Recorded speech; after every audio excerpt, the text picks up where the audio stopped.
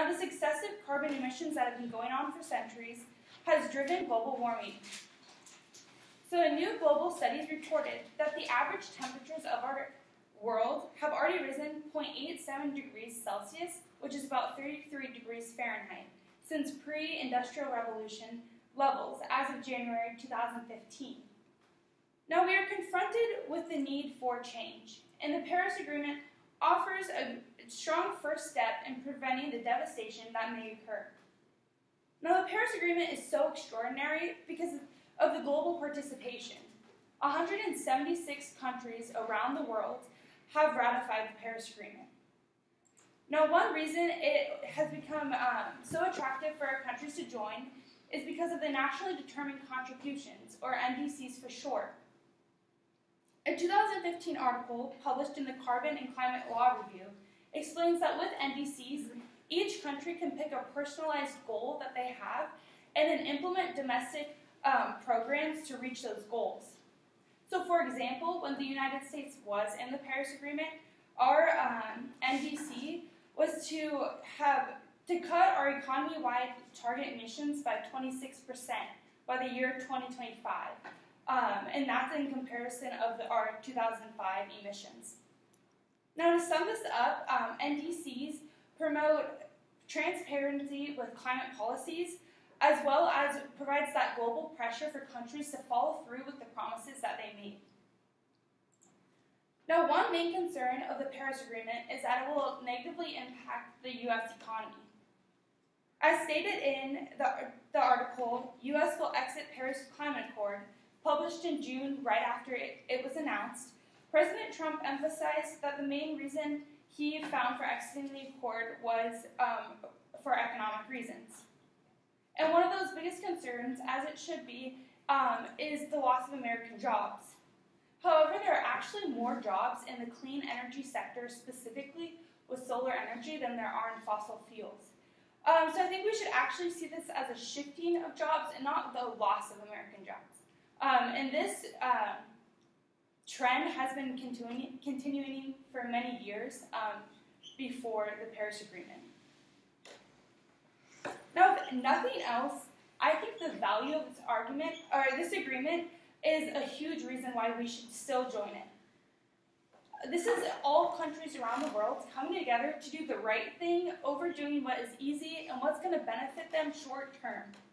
This agreement really is for the future generations of our world.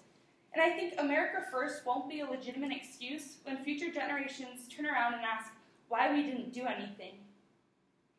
Now, I do agree this is a complex issue. So when deciding what to do, we should ask ourselves a few questions. What kind of future do you see for our world? What kind of future do you see for your great-great-grandchildren? Now, there's a few ways this scenario could play out. Let's say that the United States remains not part of the Paris Agreement. This will be a huge setback for the rest of the world. A Methbridge Herald article published in June emphasized that many world leaders, including those in Europe, have expressed that even with the U.S. exit, they will still deliver with their commitment to cut their CO2 emissions. However, because we are one of those top emitters, it's a huge setback for the progress. However, let's say that the U.S. does join the Paris Agreement, and the whole world is able to work collectively together. As reported by Daniel Bodansky of the American Journal of International Law, the ultimate goal would be to limit the average global temperature rise to 2 degrees Celsius and optimistically cap that at 1.5 degrees Celsius. However, we're not able to do that unless everyone is involved. Now, the Paris Agreement has the potential to change the story of global warming. So you may be asking yourself, what can I do? Now, I'm going to offer you 3 things. The first of which is vote for representatives that have the same moral code as yourself and that understand the emphasis we should have on climate change. Now, I think oftentimes climate change has become a polarizing issue politically, but there are representatives from both parties that understand the importance of the Paris Agreement. Secondly, contact your current representatives and tell them that this is an important matter to you. Now, I found this interesting. A study performed by the Yale Program on Climate Change Communication in March of 2018 found a startling realization that while 34% of voters said that they would think about contacting their representatives to talk about global warming, less than half of those people actually had in the past year.